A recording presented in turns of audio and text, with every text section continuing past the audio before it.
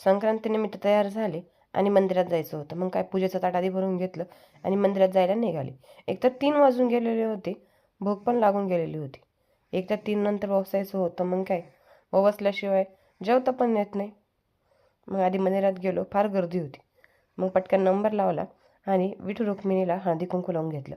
हळदी कुंकू लावलं आणि नंतर जे आपलं वाण असतं त्यामध्ये बघा गाजरं, बोरं, ऊस, आमच्याकडे हरभरा या प्रकारचे वाण नसतं ते दिलं आणि सुगड्याची पूजा करून घेतली.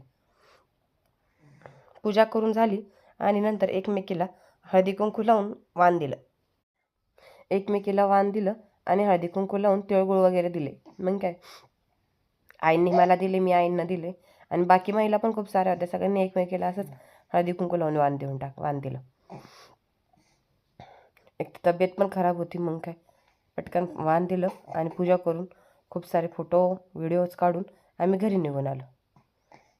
अशा प्रकारे आम्ही संक्रांतीची पूजा केली.